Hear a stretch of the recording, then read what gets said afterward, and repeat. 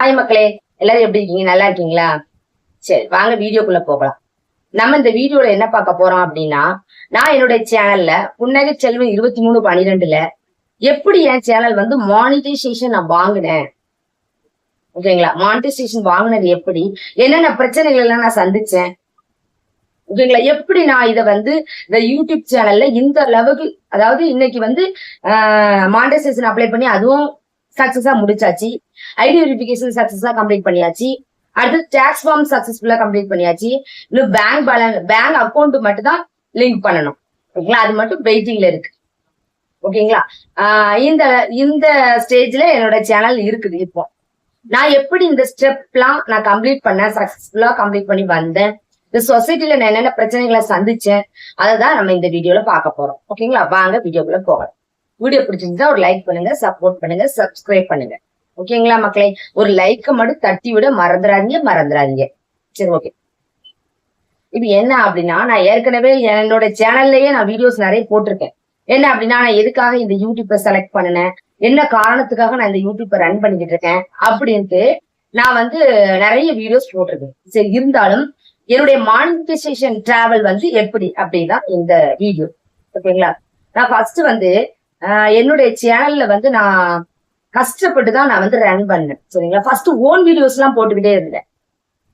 பேசிதான் நம்ம வந்து டான்ஸ் பண்ணக்கூடாது, வீடியோ பண்ணக்கூடாது, யாராவது ஏதாவது சொல்லிடுவாங்க, சரிங்களா? நம்மளை யாராவது தப்பா பேசிடுவாங்களோ, நம்மளை எதுவும் செஞ்சிருவாங்களோ அப்படின்ட்டு பயந்து நான் எந்த மாதிரியான வீடியோஸுமே போடல. ஃபர்ஸ்ட் ஸ்டார்டிங்ல என்னோட சேனல்ல வீடியோ பார்த்துட்டு உங்களுக்கே தெரியும், சரிங்களா? பேசி மட்டும் வீடியோ போட்டேன். அந்த வீடியோஸ் எல்லாம் வியூஸே சுத்தமா போகல, சரிங்களா? பேசி மட்டும் டெய்லி ஷார்ட்ஸ் வீடியோ ஒரு நாளைக்கு 2-3 கண்டினியூஸா, ½ ஒரு வீடியோஸ் கண்டினியூஸா நம்ம சீக்கிரம் ரீச் ஆகணும் அப்படின்ட்டு 1/2 மணி நேரம் 1 மணி நேரத்துக்கு ஒதுக்கி வீடியோஸ் போட்டுக்கிட்டே இருந்தேன், பேசி. ஆனா அந்த வீடியோஸ் வியூஸே போகாது. 1000 வியூஸ் போகும், அதோட ஸ்டாப். ஒரு 1500 மேக்சிமம் 1500 வியூஸ் தான் போகும், அதோட ஸ்டாப் ஆயிரும் என்னுடைய ஷார்ட்ஸ் வீடியோ, சரிங்களா? லாங் வீடியோவும் என்னோட பர்சனல் வீடியோஸ்ல போட்டு பார்த்தா வியூஸே போகல. மேக்சிமம் ஒரு 100-150 ஒரே ஒரு வீடியோ மட்டும் 2000 வியூஸ் போயிருக்கு, அதோட ஸ்டாப் ஆயிடுச்சு, சரிங்களா? இந்த மாதிரிதான் ஸ்டார்டிங்ஸ்ல நான் வந்து வீடியோ போட்டேன்.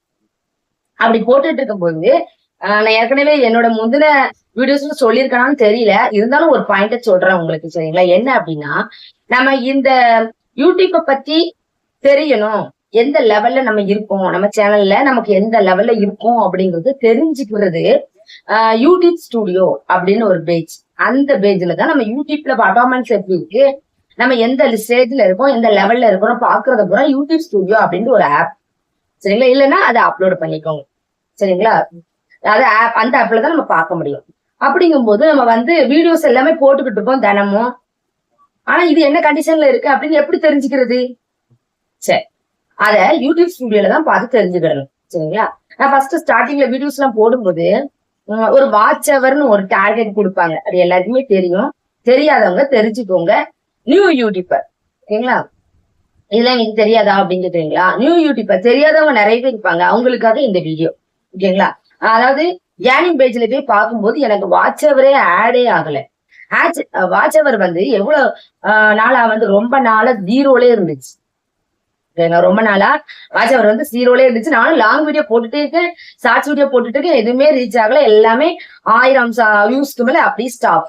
எனக்கு ரொம்ப கஷ்டம், என்னடா நம்ம சேனல் வந்து வியூஸே போக மாட்டேங்குது, நம்ம எப்போ இந்த வாட்ச் ஹவர் கம்ப்ளீட் பண்ணி நம்ம என்னைக்கு மானிட்டைசேஷன் வாங்க போறோம், நம்ம சேனல் இப்படி இருக்கு, இதை எப்படி சரி பண்ண, யார்கிட்ட கேட்கறேன், எந்த ஐடியாவுமே இல்ல, சரிங்களா?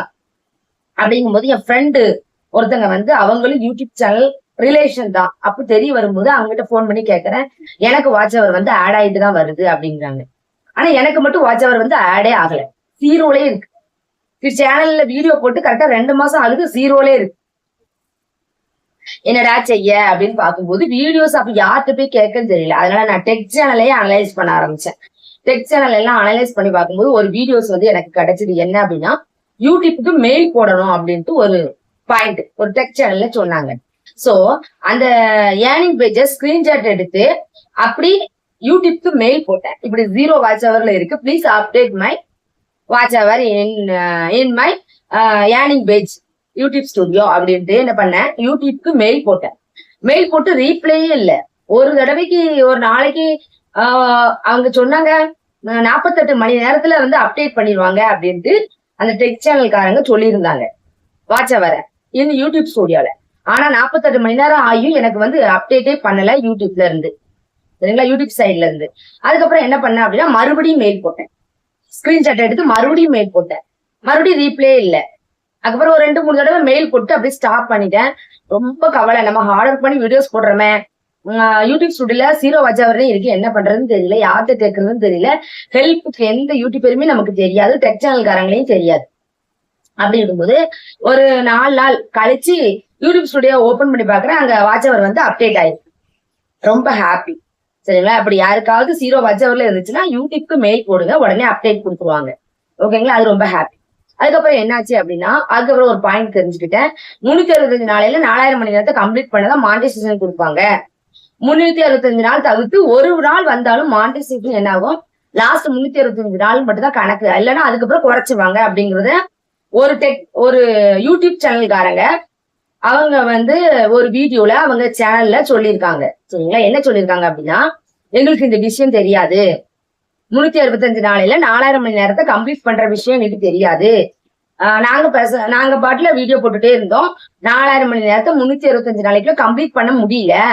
அதுக்கப்புறம் 365 நாளுக்கு அப்புறம் அடுத்த மந்த் போனதுக்கு அப்புறம் எங்க வாட்ச் ஹவர் வந்து 2000 மணி நேரம் இருந்துச்சு, அதை வந்து 1000க்கு கம்ப்ளீட் குறைச்சிட்டாங்க அப்படின்ட்டு நாங்க அதுக்கப்புறம் நைட்டும் பகலும் 24 மணி நேரம் லைவ் போட்டுதான் இந்த சேனலை நாங்க ரன் பண்ணணும் அப்படின்ட்டு ஒரு டெக் சேனல் ஒரு சேனல் ரன் பண்ணணும் அப்படின்ட்டு ஒரு ஒரு காமெடி சேனல் அவங்க வீடியோல அவங்க சொல்றத நான் வந்து தெரிஞ்சுக்கிட்டேன்.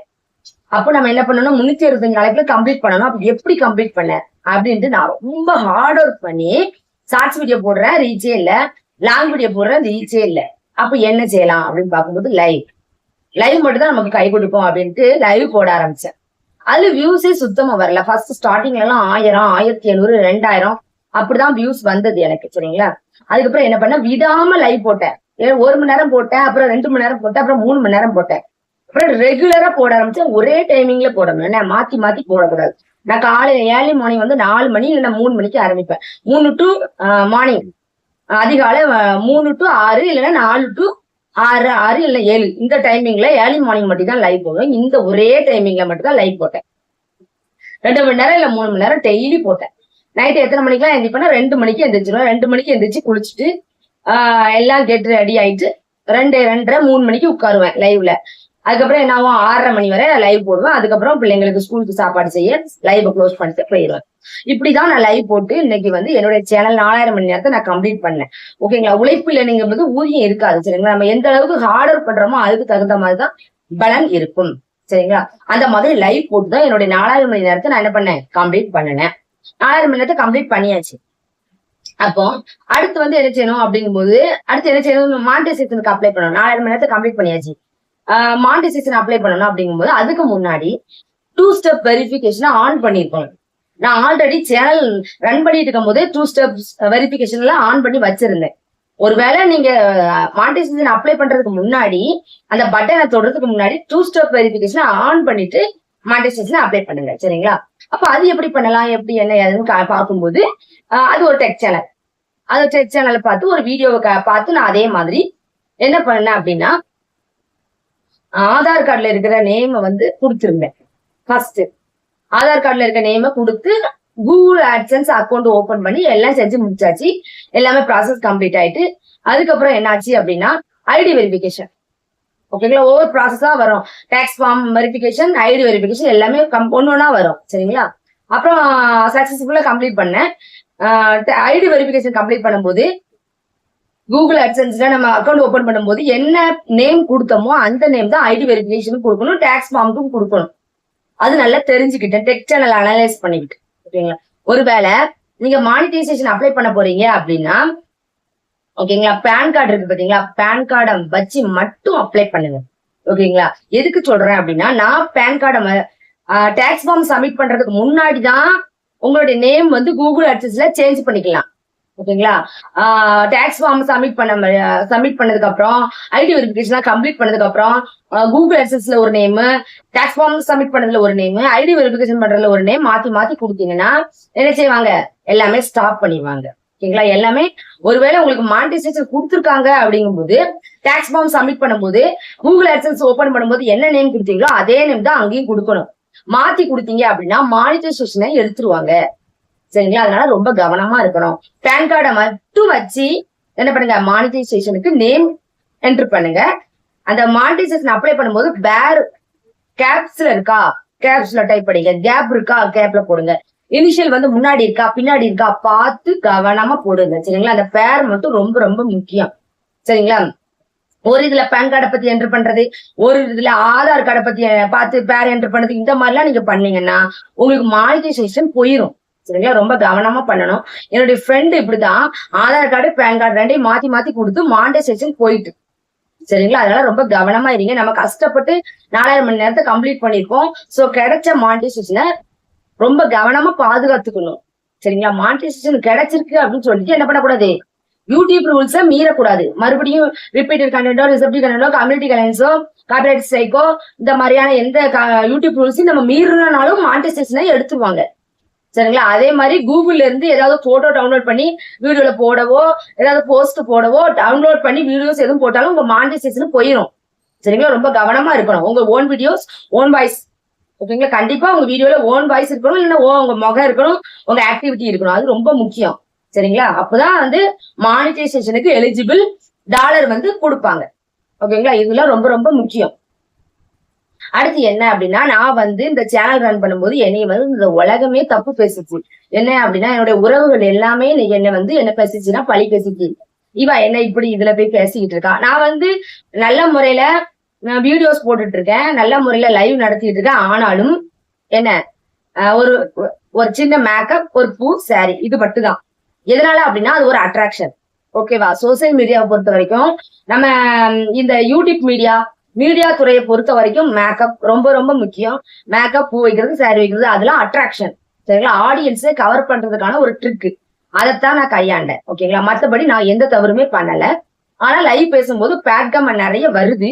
ஆனாலும் நான் அதை சமாளிச்சேன்.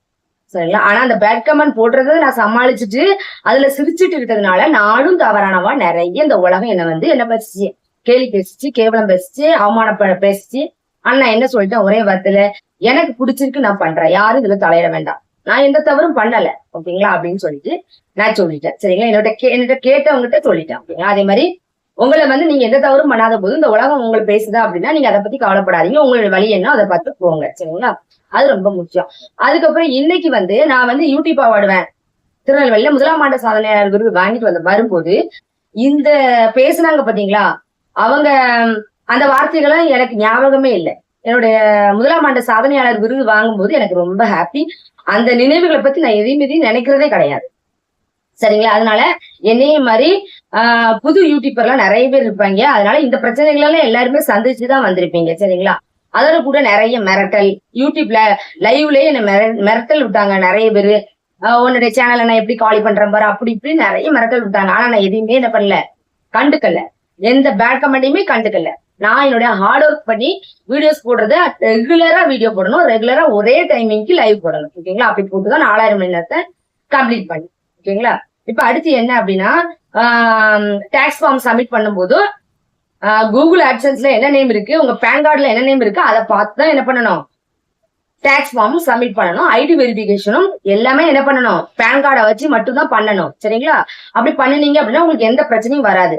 இல்ல அப்படின்னா நீங்க ஆதார் கார்டு வச்சு பண்ணும்போது அட்ரஸ் பிரச்சனை வரும். சரிங்களா. ஒருவேளை நீங்க வேற அட்ரஸ்ல இருக்கீங்க, ஆதார்ல வேற அட்ரஸ் இருக்குன்னா பிரச்சனை வரும். அதனால அட்ரஸ் இல்லாத பேன் கார்டை உங்க நேம் மட்டும் வச்சு, ஓகேங்களா, நேம் மட்டும் வச்சு எல்லாமே அப்ளை பண்ணுங்க. ஓகேங்களா. அந்த ஐடி ப்ரூஃபை மட்டும் கொடுத்தீங்க அப்படின்னா உங்களுக்கு பெஸ்ட், நல்லதுன்னு நான் சொல்லுவேன். ஓகேங்களா.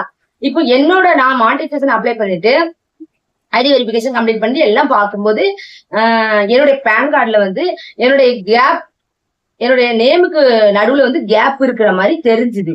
ஆனா அந்த ஸ்கேனர் இருக்கு பாத்தீங்களா, பேன் கார்டுடைய ஸ்கேனரை போட்டுட்டு நான் எல்லாம் அப்ளை பண்ணி முடிச்சிட்டேன். ID verification, tax form, Google AdSense எல்லாமே பேன் கார்டை வச்சு அப்ளை பண்ணி எல்லாமே கம்ப்ளீட் பண்ணி சக்சஸ்ஃபுல் வந்துச்சு.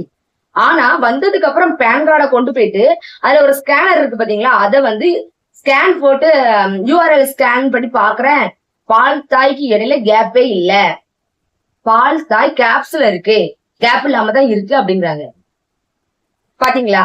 அதனால பேன் கார்டை கொடுக்கறதுக்கு முன்ன உங்க ஸ்கேனர் இருக்கும், அந்த பேன் கார்டுல யூஆர்எல் கோடு ஸ்கேனர் இருக்கும், அந்த ஸ்கேனர் போட்டு பாத்துக்கோங்க.